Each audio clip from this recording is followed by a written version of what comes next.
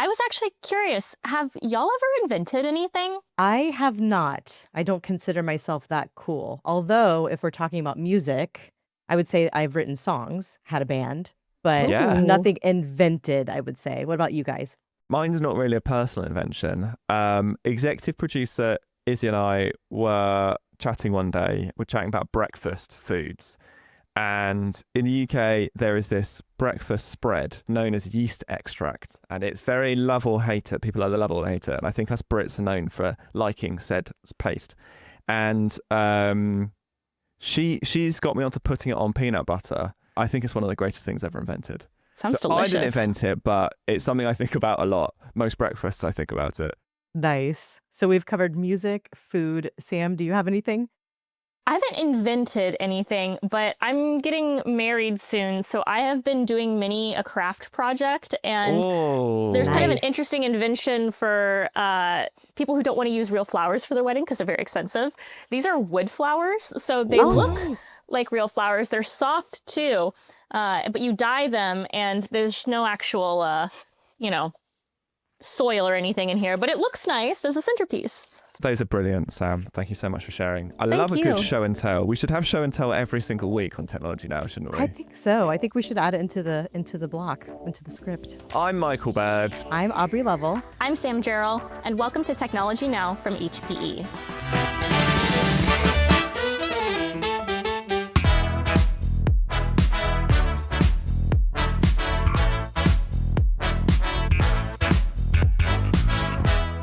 Once again, we have our reporter, Sam Jarrell, with us in the studio to record the second installment of our two-part series on innovation. Sam, thank you so much for joining us. Aubrey, I don't know about you. I thoroughly enjoyed the first episode. I thought it was absolutely fascinating. I did. I really loved it. It's a lot of fun between us three. Yeah, absolutely. And if you haven't listened to part one, just go back and listen to it. You will not regret that decision. And like last week, we will be returning to the HP Garage in Palo Alto, the birthplace of Silicon Valley, where Sam met with the chief architect at Hewlett-Packard Labs, Kirk Bresniker. Yes, he was so wonderful. And last week we talked all about innovation, the road to where we are today. But now we're looking forwards. What's next for the world of technology? Aubrey, you've been looking back at some of the defining points of the history of innovation, haven't you? That's right, I have. And it's time for, as we know, Technology Then. Indeed. So like everything, innovation happens in waves, right? We have a new discovery that kind of allows a leap forward in progress before innovation slows as it kind of awaits that next breakthrough. And we've seen this, over and over again throughout history. But last week, I talked about events from the first three waves. Can either of you remember what they were? Electricity Electricity maybe? is for sure. Yes. Yeah. That's about right. Yes. So we're currently kind of sitting comfortably in the sixth wave of innovation since the Industrial Revolution, right? So we sort of covered the fourth wave during last week's episode with the advent of electronics, and wave 5 included things like digital networking and software. And then we saw an increase in global internet usage from 2.3 million users in 1990, which is up to 3.4 billion users by 2016. So that's an increase from 0.04% of the world's population, which is up to 45% in just over 25 years. So that's pretty Wow. significant, right? And then the sixth wave of innovation only started around 5 years ago. So we were kind of still nailing down exactly what that looks like. But predictions generally think it will be focused on Internet of Things, devices, AI, clean tech, robots, drones, and responses to our changing planet. So it's kind of really exciting. I mean, it does sort of feel like we're in this wave. Like, it does feel like a really exciting time. Like, I don't know. I feel like every time I open my news app, there'll be some news of some big, exciting innovation that's going to change our lives. It is very exciting. It's also kind of nerve-wracking because, Yeah. with all of the different advents of AI, you never know when the AI robots are going to take over. But that's why it's good to talk to people who really understand these waves of innovation and are part of all of it. And so I was thrilled to speak to Kirk Bresniker, the chief architect at the Hewlett-Packard Enterprise Labs, during our chat at the HP Garage in Palo Alto. But before we talked about innovation, I wanted to know a little bit more about what being a chief architect really is, what it's all about. I'm the chief architect at Labs, which means that I get to look over our whole research portfolio, everything that goes into the next HPE Aruba access point and the next crazy supercomputer and everything in between, all of our research agenda. And specifically, I guess I'm kind of always in the uncomfortable middle space, halfway between research and development, and trying to understand how do we bridge when people are looking out 5, 10, or 15 years into the future, and we have engineering development teams that are thinking about next quarter, the next quarter, the next quarter. How do you get those two groups with very different time horizons to cooperate together? Wow, that is an interesting space to be in. I feel like you must have to be very forward-looking all the time. It is absolutely being forward-looking. It's also understanding how you would tell a story, because innovation isn't just something that we do here at our company. Well, here we are in the 21st century, and innovation is definitely a team sport. So someone in the labs has a great idea, fantastic. Who in the world of semiconductor fabrication are we going to partner with to make that device? Who in one of our semiconductor processing partners are we going to get to incorporate that device? Who in the open source kernel community are we going to get to support that device? Who in the AI framework will we use to build the next generation great AI outcomes on top of all of that coming together? Wow. So you mentioned that innovation is it's a team sport, but I am kind of curious because patents aren't necessarily. How many patents do you have? So I right now have 33 patents with a couple more in the pipeline. Some people don't, you think, how long does it take to get a patent? The fastest time I've ever had was 3 years. So we filed. That's a long time. The longest was 9. So it's intentionally, a process where you want some scrutiny. You want someone to make sure that, this is really important, because what we're saying is, we're going to give you the patent, the license, the ability to capitalize on that technology exclusively for the patent period. So, obviously you have to educate people quite a bit on some very cutting edge technology. And what sort of things are you currently working on that you are allowed to tell me about? Well, much of our work at Hewlett-Packard Labs is open research. So it is intentionally done with national labs, something with DARPA, something with IARPA, something with researchers, both here in the United States, all through Europe, all around the world. And then we're there writing the paper and we're presenting it at conferences. But I guess for me, what is really interesting is when I think of the breadth of our company, we think about that little tiny wireless access point, or that 5G base station that's connecting sensors and people, and then all the way back through the networking, through the compute, through the storage, through all of those clouds. Because that's really what it takes to really have a great innovation these days. It's not just about one technology. It's about how you pull all of them together to do something really interesting. And so when I see our labs teams, I see them working on the problems that almost are the function of success. Here's a great AI outcome. It only takes a giant room of computers. Well, what if I want to have that happen underneath the hood of my autonomous vehicle, or in the head of a drone, or in that next generation access point? How do I reduce its energy footprint? How do I make it even more effective so that it's easier for us and it's possible for us for delivery, not just to do a few people, but what if I want great AI outcomes for 8 billion people? You've brought up something that I really wanted to talk to you about, and that is AI. It's the thing that's on everybody's lips. It's the hottest topic in the world right now. But I feel like when we talk about AI, typically people think of software. But really, I haven't heard very much about physical AI. Can you explain to me what exactly physical AI is and its applications? Yeah, right now we're in an age of marvels. Physical AI is much more like the intelligence that we embody. If you think of the entire range of intelligence here that we share our planet with, it's not just us. It's all of life that has that ability, that has that neuron that's making an interaction with its physical environment. And that's really what we're talking about here, is not just training an AI on text, on tokens, on that next bit of knowledge, but having it operate and learn the way that we operated and learned as children. Infants, they're sitting there, they're immersed in their environment, they're immersed in the world, and they might not realize it, but every time that they pick something up and put it in their mouth, they're doing an experiment. They're gathering information. They're training their own neural network. When you pick something up and you drop it, you're learning about the physics of the world that we live in, and you're training your own neural network. That's why we have all those great toys for babies, is to begin to teach them. And that's really what physical AI is. What is that next robot that will be training up that understands the physics of the world in which it is moving. What is that next thing that's pulling in all of that visual information, plus all of the physics of objects moving, occupying space, how things move, how they start, how they stop, pulling all of those things together and giving that autonomous robot, that physical manipulation device, that ability to learn from its environment, very much like the way that we learn. It feels very sci-fi to me.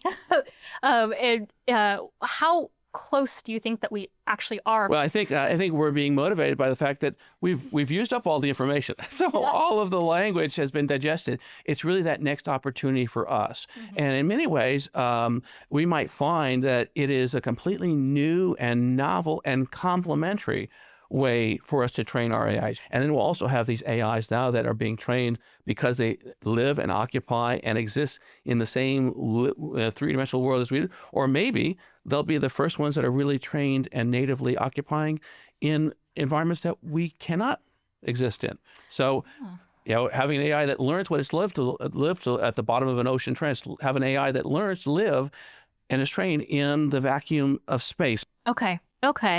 And are there any places that you can think of that physical AI is already potentially being worked into practice, or is it so early stages that it doesn't even have applications quite yet? Oh, no, there are definitely real applications. And if you think of some of the things that we have demonstrated from our own labs work and research on sustainable energy, and we're working, on the wave motion, we've shown those at our discoveries in past years, the wave motion. Well, that is a reinforcement learning mechanism that's learning from the environment. So that wave motion device isn't just programmed once in the factory and with the ifs, the ands, the elses of some control loop that we might have crafted. It is learning what it is to be that wave motion engine in that spot in that ocean. So at HPE Labs, that's really the center and the heart of our innovation.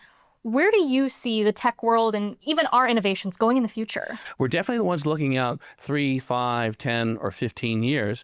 But we have innovation all across the company, and whether it's not just the engineers either. It's also understanding how do we run the most agile, efficient company. Are there any sort of more sci-fi or wacky ideas right now that you think are interested in, or think that maybe 10, 15, 50 years in the future will have legs? Well, I think right now, we all are experiencing what it's like to have these AI agents that are doing remarkable things. It seems like almost overnight we went from, well, when it can paint a picture, when it can write a poem, it's like, done, check and check. And now understanding how those will continue, I think we'll still see as a society how that's going to improve. Now, one other piece of that, and some of the work that we're doing at Labs is understanding, okay, we've done inductive reasoning. We've taken literally all the world's information, and now we can predict the next word, the next word, the next word, the next sequence or the next brushstroke.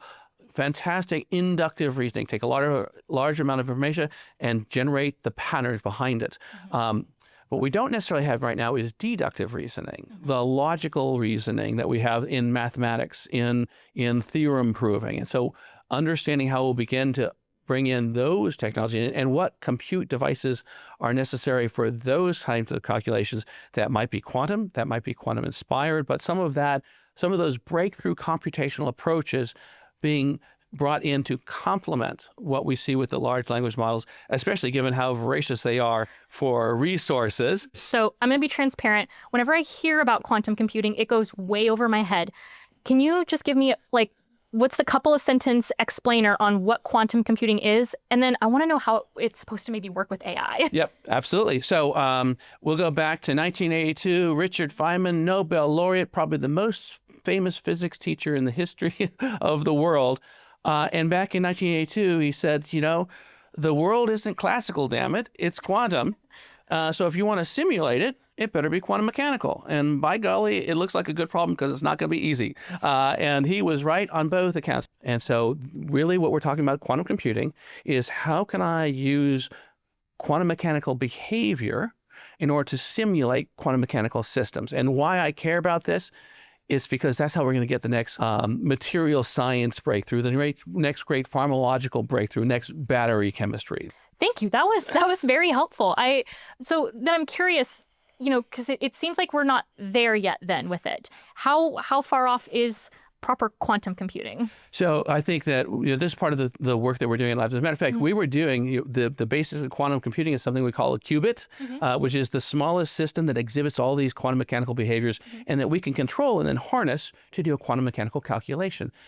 We were doing qubit design over here at Labs about 15 years ago, and that team actually stopped and pivoted away from the work. 4 years ago, after we had acquired SGI and Cray and become the world's preeminent supercomputer provider, a lot of our customers saying, I love what you're doing with the exascale system, but for the one after that one, where do I plug the qubits in?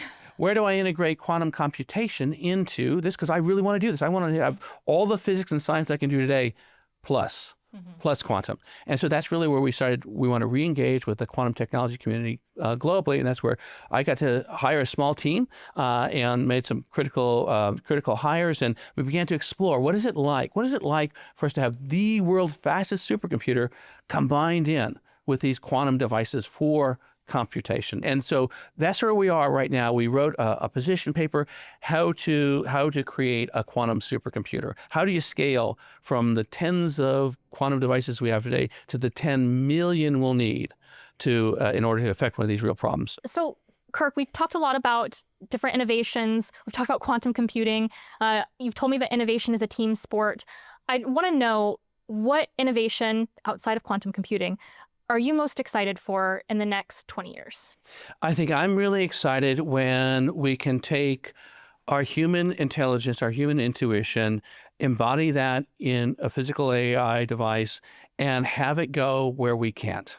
And still, I look at the challenges of ourselves leaving the Earth, and I look at the energy and time it takes for people to go there, and I wonder, what if we could go not as ourselves, but as our intelligence, as our intuition, as all of those capabilities physically embodied in an AI that we can send out in place, not as a partner to us.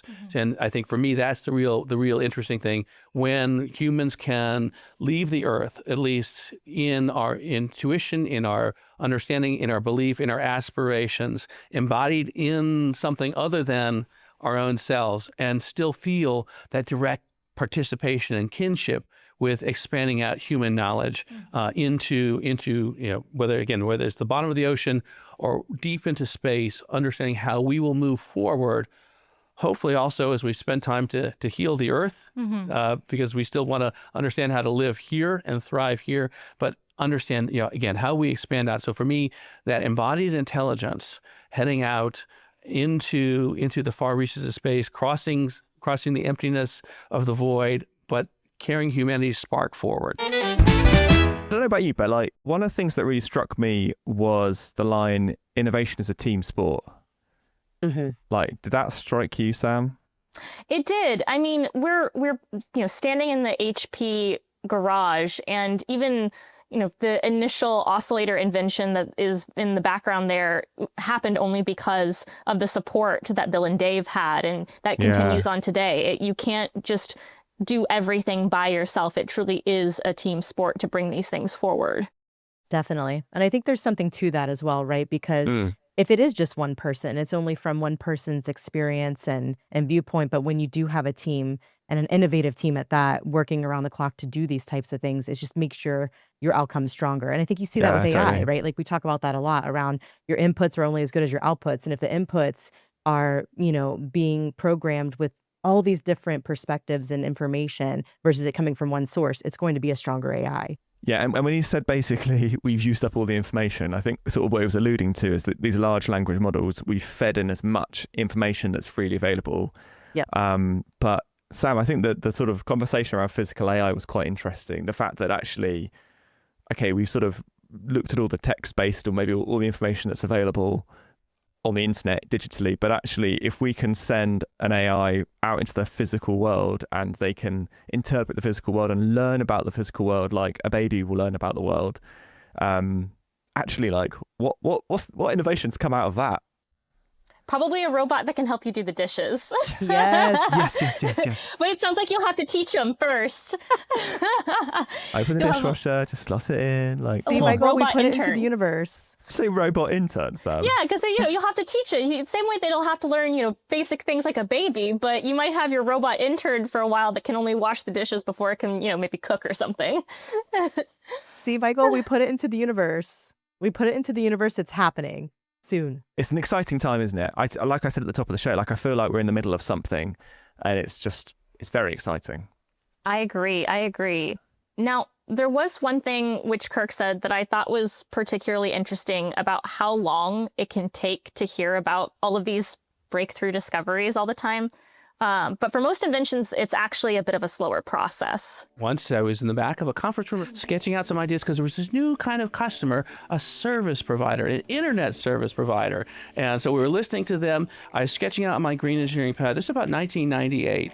By the time that everything on that pad had shipped as one of our products, it was 2016. So I think that's for all the innovators out there. Just be prepared for the long haul, prepared to nurse an idea, prepared to look for other ways to get your idea more fleshed out. Okay, well, that brings us to the end of Technology Now for this week. Thank you to our reporter, Sam. Love having you with us.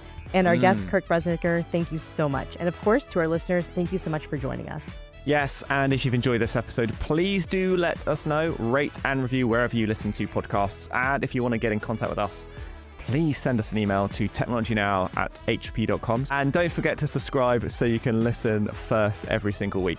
Technology Now is hosted by Aubrey Lovell and myself, Michael Bird, and our reporter was Sam Jarrell. This episode was produced by Harry Lampert and Izzy Clark, with production support from Alicia Kempson-Taylor, Becky Bird, Spencer Trinwith, Mikey Nissenbaum, Alyssa Mitri, and Renee Edwards. And our music was composed by Greg Hooper. Our social editorial team is Rebecca Wissinger, Judy Ann Goldman, and Jacqueline Green. And our social media designers are Alejandra Garcia and Ambar Maldonado.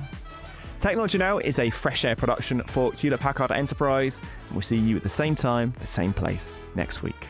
Cheers. Cheers. Bye, y'all.